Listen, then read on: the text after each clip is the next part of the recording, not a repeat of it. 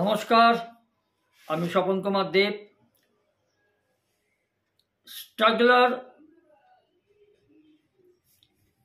Of দেব, আমার শুভেচ্ছা, প্রীতি, ভালোবাসা রইল আমার প্রত্যেক সাবস্ক্রাইবারে। আমি স্ট্রাগলার দেব থেকে এর আগে দুটো ভিডিও করেছি।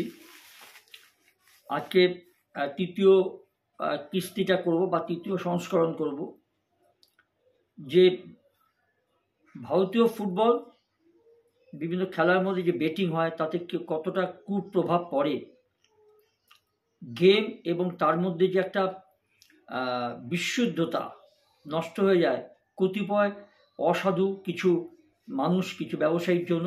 ব্যবসায়ী মানে প্রকৃত ব্যবসায়ী তো নয়, ওরা হচ্ছে অসাধু প্রকৃতির পয়সা কামানোর মানুষ। এরা খেলার জগৎটাকে নষ্ট করে দিচ্ছে, কলুষিত করছে। আর এক প্রান্তে কিছু ভালো একটা অংশ, কিছু ভালো খেলোয়াড়দের মানসিকতা, তাদের উচ্চাকাঙ্ক্ষা নষ্ট করে দিচ্ছে। তার সঙ্গে সঙ্গে যারা খেলা দেখে, যারা আনন্দ পায়, তাদের প্রতি অবিচার করছে, তাদেরকে প্রতারণা করছে, বেটিং করে, ফিক্সিং করে একটা টিমকে হারিয়ে দেওয়া হচ্ছে, একটা টিমকে জিতিয়ে দেওয়া হচ্ছে। এর মধ্যে ক্লাব কর্তারা জড়িত আছে, তার মধ্যে কিছু অসাধু খেলোয়াড়রা জড়িত আছে, যে বিনা খাটনিতে লাখ লাখ টাকা কামিয়ে নেওয়া। তাই আজকে আমি আবার থার্ড এপিসোড, তৃতীয় সংস্করণ করছি। এবং সেটা হচ্ছে যে ফিক্সারদের চোখে পেনাল্টি পাইয়ে দিলেই সুপার হিরো। বিভিন্ন রকমভাবে পয়সা পায় ক্লাব কর্তারা এবং যারা মাঠে খেলে তারা। পায়ের ফাঁক দিয়ে গলিয়ে দেওয়া, ইচ্ছাকৃতভাবে ফাউল করা পেনাল্টি বক্সে, ইচ্ছাকৃতভাবে গোল খাওয়া, এরকম নানা রকম ব্যাপার আছে। এর মধ্যে পেনাল্টি পাইয়ে দেওয়া, যে পাইয়ে দেবে পেনাল্টি বক্সে ইচ্ছাকৃতভাবে ফাউল করে নিজের টিমকে হারিয়ে দেওয়া, পেনাল্টি পাইয়ে হারিয়ে দেওয়া, এই ক্ষেত্রেও কিন্তু বেশ মোটা টাকা পাওয়া যায়। ময়দানের আনাচে কানাচে ম্যাচ ফিক্সিংয়ে এখন উঠছে কোটি কোটি টাকা।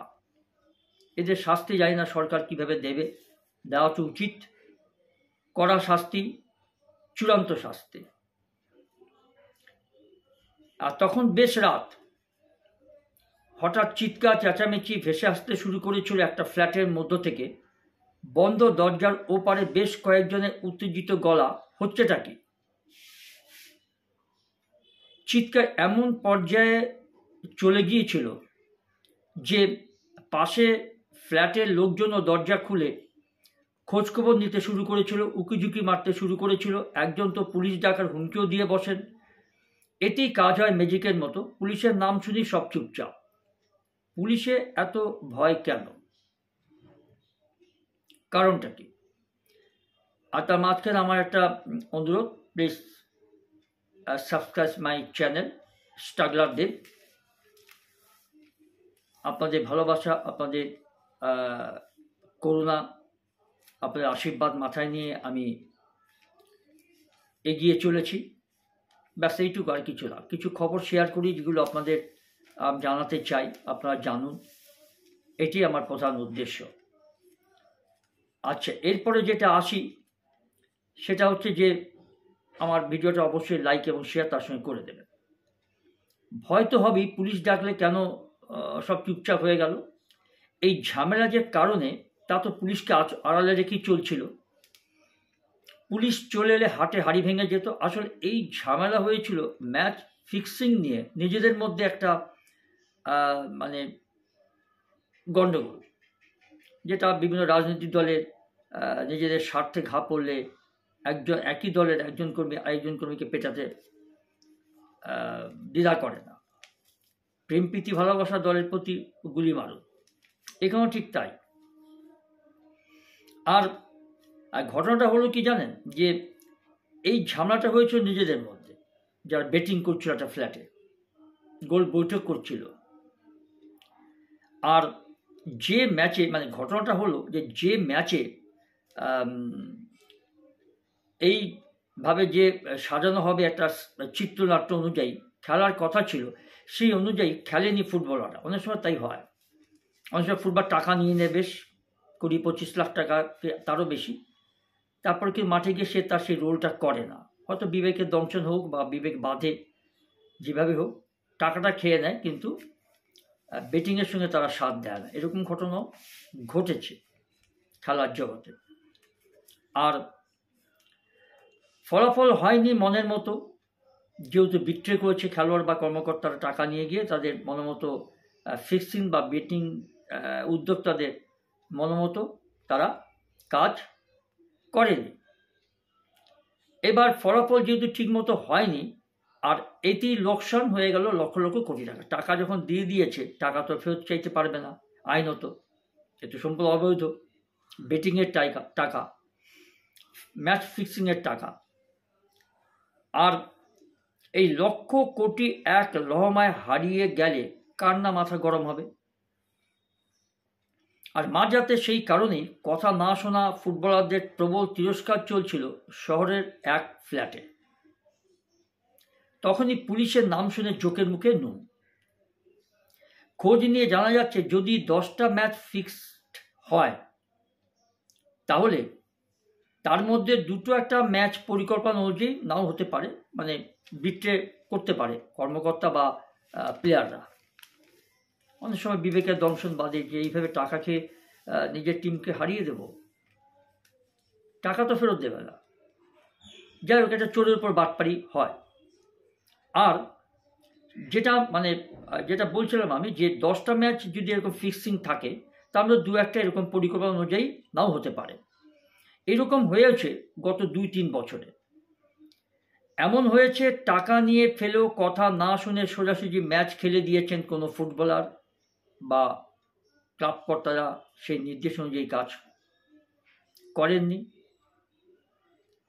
এখানে উঠে আসছে পেনাল্টি করিয়ে দেওয়ার গল্প, যা নিয়ে ফিক্সিংয়ের রেট বেড়ে যেত আচমকা।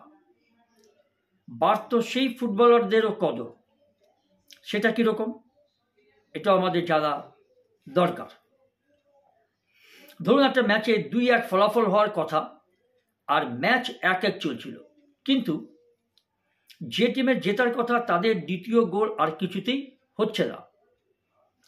বল মারলেও বাইরে যাচ্ছে, কখনো পোস্টে লাগছে বা গোলকিপারের গায়ে আটকে যাচ্ছে বা গোলকিপার আটকে দিচ্ছে। এদিকে ম্যাচ প্রায় শেষের দিকে, তখনই নিজেদের মধ্যে বক্সে ঢুকে অকারণে ফাউল করে পেনাল্টি পাইয়ে দেওয়া হতো। আর যিনি এই পেনাল্টিটা পাইয়ে দিলেন বিপক্ষ দলকে, ফিক্সারদের চোখে তিনি কিন্তু সুপার হিরো। আর এই হিরো ফুটবলার কিন্তু পুরস্কার স্বরূপ পেতেন আরও অনেক বেশি টাকা, কয়েক গুণ লক্ষ টাকা। কোন কোন ফুটবলার ফিক্সারদের কথা শুনে চলবেন তার একটা তালিকা তৈরি করা হতো। এরপরে বিদেশ থেকে আসতো ভিডিও কল, আর সেটা ব্যাংকক, মালয়েশিয়া, সিঙ্গাপুর, যেখান থেকেই হোক, এটা একদম বিদেশ থেকেই এই বেটিং রেটটা বা ফিক্সিং চক্রটা চালানো হতো। কি অসাধারণ এদের নেটওয়ার্ক দেখুন, কি চরিত্র, কি প্ল্যান, কি মানসিকতা। শুধু টাকার জন্যই কাজ, আর কিছু না। এবার সেটা ব্যাংকক, মালয়েশিয়া বা যেখান থেকে আসুক না কেন, সিঙ্গাপুর, এসব থেকে বেশি হয়, কিছু কিছু সৌদি আরব থেকেও হয়ে থাকে। আর যেখানে কলকাতায় থাকা এজেন্ট সেই ভিডিও কলে ওই চিহ্নিত ফুটবলারের মুখটা দেখিয়ে দিতেন তার বসকে, যে ইনি পেনাল্টি পাইয়ে দিয়েছেন, আমাদের কথা মতো কাজ করেছেন। বসকে ওইভাবে দেখিয়ে দিতেন ভিডিও কল করে সেই ফুটবলের মুখটা, যে ফুটবল এটা করেছে। কারণ তাকে তো চিহ্নিত না করে তাকে তো ওই লাখ লাখ টাকার তার কৃতকর্মের পুরস্কারটা দেওয়া যাবে না, তো তাই।